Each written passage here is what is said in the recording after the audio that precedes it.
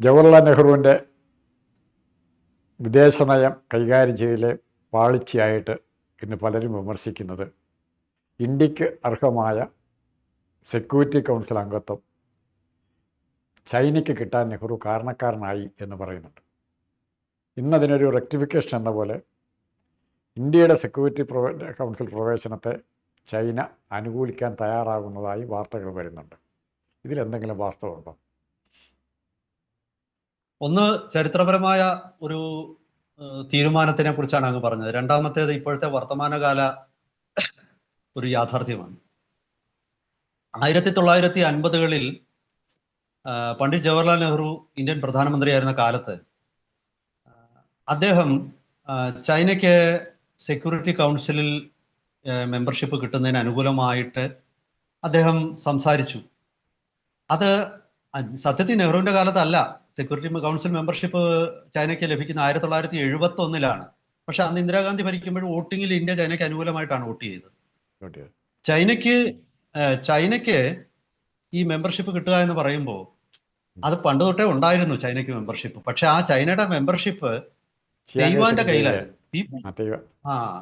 People's republic of ചൈനയ്ക്കാണ് അത് കൊടുക്കേണ്ടത്, അല്ലാതെ തൈവാൻ ചിയാങ് കൈഷക്കിനല്ല എന്നുള്ള നിലപാടാണ് നെഹ്റു സ്വീകരിച്ചത്. ആ തീരുമാനം തെറ്റിപ്പോയി.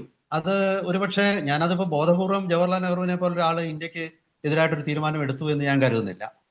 പക്ഷേ അദ്ദേഹം ചൈനയിൽ അർപ്പിച്ച പ്രതീക്ഷ തെറ്റായിപ്പോയി. അദ്ദേഹം ചൈനയെ വിലയിരുത്തിയതിൽ ചില പാളിച്ചകൾ സംഭവിച്ചു. അത് നമുക്ക് പറയാതിരിക്കാനും പറ്റില്ല. ആ പാളിച്ച 1950-കളിൽ വെരിഫൈ ചെയ്യപ്പെടാത്ത ചില റിപ്പോർട്ടുകളുണ്ട്. 1950-കളിൽ അമേരിക്ക ഇന്ത്യക്ക് ഒരു നിർദ്ദേശം തന്നു. അതായത് ചൈനയും തൈവാനും തമ്മിൽ, പീപ്പിൾസ് റിപ്പബ്ലിക് ഓഫ് ചൈനയും തൈവാനും തമ്മിൽ നടക്കുന്ന ഈ ഒരു അഭിപ്രായ ഭിന്നതയുടെ സാഹചര്യത്തിൽ വേണമെങ്കിൽ ഇന്ത്യക്ക് ഈ സെക്യൂരിറ്റി കൗൺസിലേക്കുള്ള മെമ്പർഷിപ്പിൽ അമേരിക്ക മുൻകൈ എടുക്കാം എന്ന്. പക്ഷേ നെഹ്റു അതിനോട് യോജിച്ചില്ല. ഒരുപക്ഷെ ചൈനയെ ആവശ്യമില്ലാതെ പ്രകോപിപ്പിക്കേണ്ട എന്ന് കരുതിയും അന്ന് കിഴക്ക് മക്മോഹൻ ലൈൻ ആണ് ഇന്ത്യ ചൈന അതിർത്തിയായിരുന്നത്. മധ്യഭാഗത്ത് അത് അങ്ങനെ ഒരു നിശ്ചിത അതിർത്തിയില്ലായിരുന്നു. അതാണ് അവിടെ നുഴഞ്ഞുകയറ്റങ്ങളും സംഘർഷങ്ങളും ഒക്കെ ഇപ്പോഴും അതെ, EMS പണ്ട് പറഞ്ഞ വലിയ പ്രശ്നം ഉണ്ടായതാണ്. ഇന്ത്യ ഇന്ത്യയുടേതെന്നും ചൈന ചൈനയുടേതെന്നും പറയുന്ന പ്രദേശം എന്നുള്ള ഒരു പ്രയോഗം. പക്ഷേ യഥാർത്ഥത്തില് ഞാൻ വസ്തുതകളായിട്ട് മാത്രം കാണുന്ന ഒരു വ്യക്തിയാണ്. യഥാർത്ഥത്തിൽ EMS പറഞ്ഞതിൽ കള്ളമൊന്നുമില്ല. പക്ഷെ EMS പറയേണ്ട സമയത്തല്ല അത് പറഞ്ഞത്. ഒരു യുദ്ധം നടക്കുമ്പോൾ നമുക്ക് അങ്ങനെ പറയാനുള്ള ഒരു ധാർമ്മികത നമുക്കില്ല. യുദ്ധത്തിന് ശേഷം നമുക്ക് ചർച്ചകളിൽ നമുക്ക് വേണമെങ്കിൽ ചൂണ്ടിക്കാണിക്കാം. അപ്പോൾ എന്തായാലും ശരി, അന്ന് ഒരു അവസരമായിരുന്നു. അത് ചൈനയെ വിലയിരുത്തുന്നതിൽ പണ്ഡിറ്റ്ജി പരാജയപ്പെട്ടു എന്ന് തന്നെയാണ് ഞാൻ വിലയിരുത്തുന്നത്. കാരണം ചൈന അദ്ദേഹം വിചാരിക്കുന്ന പോലെ ഇന്ത്യ കാണിക്കുന്ന സൗമനസ്യം അത് ഡിപ്ലോമാറ്റിക് ആയിട്ട് തിരിച്ചു തന്നില്ല. ഇന്ത്യ 1950-കളിൽ ഇന്ത്യ ചൈന ടിബറ്റിനെ ആക്രമിച്ച് കീഴടക്കുമ്പോൾ ഇന്ത്യ ചൈനയുടെ ഭാഗമായിട്ട് ടിബറ്റിനെ അംഗീകരിച്ചു. അപ്പോൾ നെഹ്റു ചിന്തിച്ചത് യഥാർത്ഥത്തിൽ ഈ ടിബറ്റിന്റെ വിഷയത്തിൽ ഇന്ത്യ അനുകൂല നിലപാട് സ്വീകരിച്ചത് കാരണം ലൈൻ ഓഫ് ആക്ച്വൽ കൺട്രോളിലെ പിടിവാശികളൊക്കെ ചൈന വിട്ടുകളയുമെന്നാണ്. പക്ഷെ ചൈന അത് ചെയ്തില്ല. ദലൈലാമ വിട്ടുകൊടുക്കാനുള്ള ചൈനയുടെ ആവശ്യം ഇന്ത്യ അംഗീകരിച്ചില്ല. അവരുടെ കാര്യം മതിയായിരുന്നു. അംഗീകരിച്ചു. പക്ഷെ അല്ല, അതൊരിക്കലും ഒരു ദലൈലാമ എന്ന് പറയുന്നത് ഒരു ആക്രമിക്കപ്പെട്ട ഒരു രാജ്യത്തു നിന്ന് ഇന്ത്യയിൽ അഭയം തേടി വന്ന ഒരു വ്യക്തിയാണ്. അങ്ങനെ ആ വ്യക്തിയെ ഇന്ത്യ വിട്ടുകൊടുത്താൽ പിന്നീട് ഇന്ത്യ അന്താരാഷ്ട്ര തലത്തിൽ ഇന്ത്യ ഒരു പരിഹാസപാത്രമാകും. അപ്പൊ അങ്ങയുടെ വീട്ടിലേക്ക് ഒരു പ്രശ്നം ഉണ്ടായിട്ട് ഒരാൾ ഓടിക്കയറി വന്നിട്ട് അങ്ങ് നേരെ ഇവനെ കഴുത്തിന് പിടിച്ച് റോഡിലോട്ട് എറിയുക എന്ന് പറഞ്ഞാൽ അത് നമ്മൾ ഈ അന്ന് മൂല്യങ്ങളുടെ അടിസ്ഥാനത്തിലാണ് നെഹ്റു നിലനിന്നിരുന്നത്. ഇന്നത്തെ ഇന്ത്യയുടെ രാഷ്ട്രതന്ത്രവുമായിട്ട് വ്യത്യാസമുണ്ട്. ഇന്ന് ഇന്ത്യക്ക് ഏറ്റവും അനുകൂലമായിട്ടുള്ള ഏത് തീരുമാനം, ഇന്ത്യയുടെ താല്പര്യങ്ങൾക്ക് അനുകൂലം ആ തീരുമാനം എടുക്കുന്നു. ഇവിടെ പ്രിട്ടൻഷൻസ് ഒന്നുമില്ല, ഐഡിയോളജി ഇല്ല. പക്ഷെ പണ്ട് അങ്ങനല്ലായിരുന്നു. പണ്ട് അന്താരാഷ്ട്ര തലത്തിൽ നിലനിന്നിരുന്ന ഒരുപാട്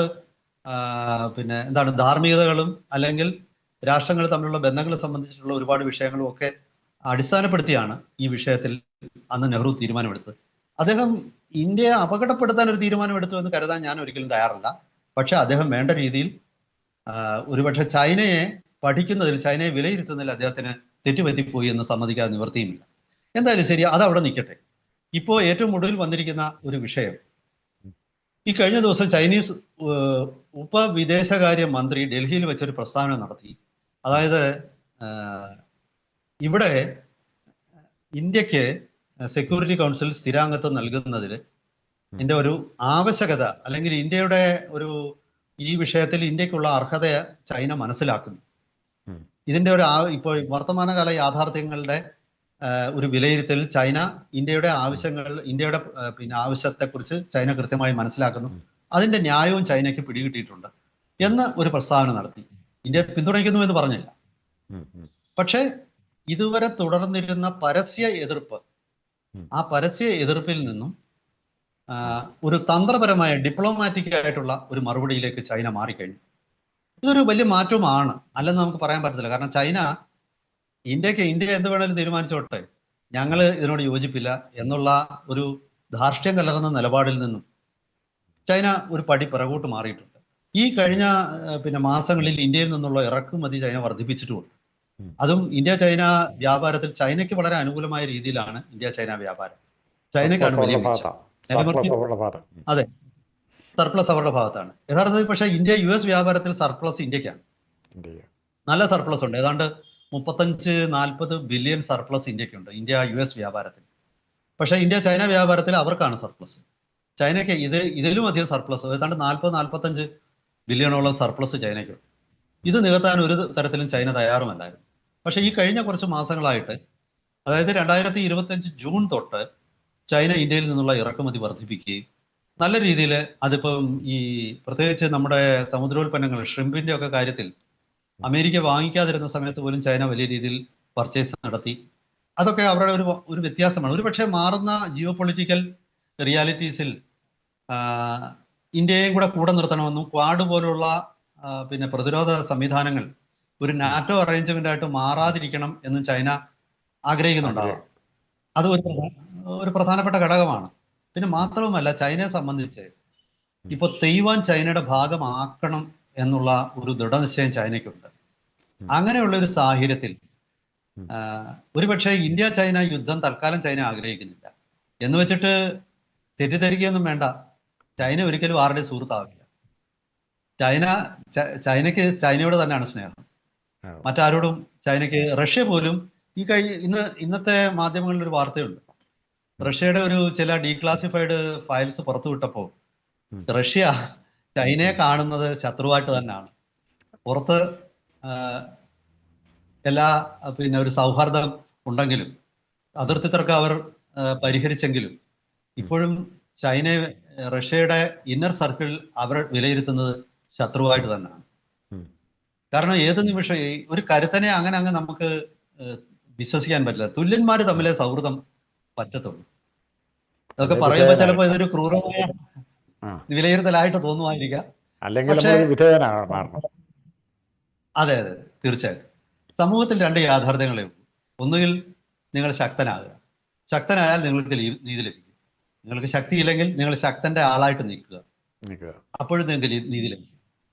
അതല്ലാതെ ശക്തനിൽ നിന്നും നീതി നിങ്ങൾക്ക് ലഭിക്കണമെങ്കിൽ ഒരിക്കലും ദുർബലന് കിട്ടില്ല. ഇംഗ്ലീഷിൽ ഒരു ചൊല്ലുണ്ട്, a poor man evokes sympathy not respect. അതായത് ഒരു ദാരിദ്ര്യമുള്ള ഒരു മനുഷ്യൻ, ഒരു ദരിദ്രൻ ചിലപ്പോൾ മറ്റുള്ളവരുടെ ഒരു സഹതാപം നേടിയെടുത്തേക്കാം, പക്ഷെ ഒരിക്കലും അഭയാർത്ഥി സ്റ്റാറ്റസ് അതെ ആദരവ് നേടിയെടുക്കില്ല. ഇത് ഒരു യാഥാർത്ഥ്യമാണ്. ഇതൊക്കെ ഉള്ള ഒരു സാഹചര്യത്തിൽ നമുക്ക് ഇപ്പോഴത്തെ ചൈനയുടെ പുതിയ നിലപാട്. ഇനി മറ്റൊരു കാര്യം ചിലർ ചൂണ്ടിക്കാണിക്കുന്നത്, ഈ ഐക്യരാഷ്ട്രസഭയ്ക്ക് പൊതുവെ ശക്തി നഷ്ടപ്പെട്ട, ശക്തി ചോർന്ന ഒരു കാലമാണ്. ഐക്യരാഷ്ട്രസഭയുടെ പ്രസക്തി തന്നെ ഇല്ലാതായി. ഇപ്പൊ ട്രംപ് പാരലായിട്ട് ഒരു സംഘടന ഉണ്ടാക്കാൻ ശ്രമിക്കുന്ന വാർത്ത വായിച്ചു കാണുമല്ലോ. ഈ കഴിഞ്ഞ ദിവസങ്ങളിൽ ഒരു വാർത്ത വന്നിരുന്നു. അതുകൊണ്ട് തന്നെയായിരിക്കണം ചൈന ഇപ്പം നമ്മളെ സപ്പോർട്ട് ചെയ്യുന്നത്. അപ്പോ ചൈനയ്ക്ക് അതെ, അപ്പോ ചൈന വിചാരിച്ചിട്ടുണ്ടാണ് ഇനിയിപ്പോ സെക്യൂരിറ്റി കൗൺസിലിൽ ഇന്ത്യ വന്നാലെന്ത് വന്നില്ലെങ്കിൽ എന്ത് എന്നുള്ള ഒരു ചിന്ത ചൈനയ്ക്ക് ഉണ്ടാവാം. ഇതൊന്നും നമുക്ക്, ഞാൻ ഇപ്പൊ പറയുന്നത്, ഒരു ഘടകവും നമ്മൾ ഒരു കാര്യം വിലയിരുത്തുമ്പോൾ നമുക്ക് തള്ളിക്കളയാൻ പാടില്ല. കാരണം ഒരു ഭാഗത്ത് പിന്നെ ചൈനയ്ക്ക് മാറുന്ന ഇന്ത്യയുടെ സ്റ്റാറ്റസും ഒരു പ്രശ്നമാണ്. കാരണം ഒരുപക്ഷെ ഈ ഓപ്പറേഷൻ സിന്ദൂറിന് ശേഷം ചൈനയെ സംബന്ധിച്ചുണ്ടായ ഒരു വലിയ ബുദ്ധിമുട്ട് അവരുടെ പിന്നെ HQ-19 എന്ന് പറയുന്ന മിസൈൽ പ്രതിരോധ സംവിധാനം, അതുപോലെ അവരുടെ PL-15 എന്ന എയർ ടു എയർ മിസൈൽ, അതായത് ബിയോണ്ട് വിഷ്വൽ റേഞ്ച് മിസൈൽ, ഈ രണ്ടെണ്ണവും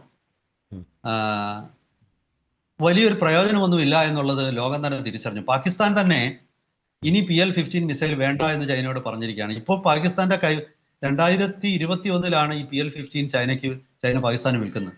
ഇപ്പൊ ഞാൻ വായിച്ചത് 200 പ്ലസ് 230ഓളം മിസൈലുകളാണ് ചൈന വിറ്റത്. അതിൽ 119 മിസൈലുകൾ അവ പുനഃപരിശോധനയ്ക്കാക്കി ചൈനയ്ക്ക് ഇപ്പൊ പാകിസ്ഥാൻ തിരിച്ചയച്ചിരിക്കുകയാണ്.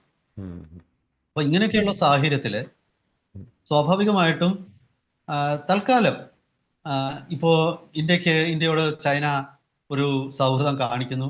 കാരണം ഇന്ത്യ ചൈന ട്രേഡ് ഇത്ര വലിയ ട്രേഡാണ്. ഇന്ത്യ യൂറോപ്പുമായിട്ട് ഫ്രീ ട്രേഡും അമേരിക്കയുമായിട്ട് ട്രേഡ് എഗ്രിമെന്റിലും എത്തിയിരിക്കുകയാണ്.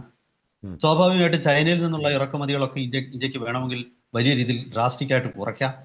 ഇങ്ങനെയൊക്കെ സംഭവിച്ചാൽ വ്യാപാര മേഖലയിൽ ചൈനയ്ക്ക് വലിയൊരു തിരിച്ചടിയാകും. പാകിസ്ഥാനുമായിട്ടുള്ള സൗഹൃദത്തിൽ ചൈനയ്ക്ക് ഒന്നും കിട്ടാനില്ല, മാർക്കറ്റില്ല. പാകിസ്ഥാൻ അങ്ങോട്ട് കൊടുക്കാനുള്ളത് ഒരു മാർക്കറ്റും ഇല്ലാത്ത ഒരു രാജ്യമാണ്. അവരുമായിട്ട് സൗഹൃദത്തില് ഇന്ത്യയെ ചൊറിയാനുള്ള ഒരു ഉപകരണം എന്നുള്ളതിൽ കവിഞ്ഞ് പാകിസ്ഥാൻ മറ്റൊന്നുമല്ല. പാകിസ്ഥാൻ ഒരിക്കലും ചൈനയ്ക്ക് ഒരു വ്യാപാര പങ്കാളിയായിട്ട് ചൈനയ്ക്ക് എന്തെങ്കിലും നേട്ടം ഉണ്ടാകും? ഒരു നേട്ടവും ഇല്ല.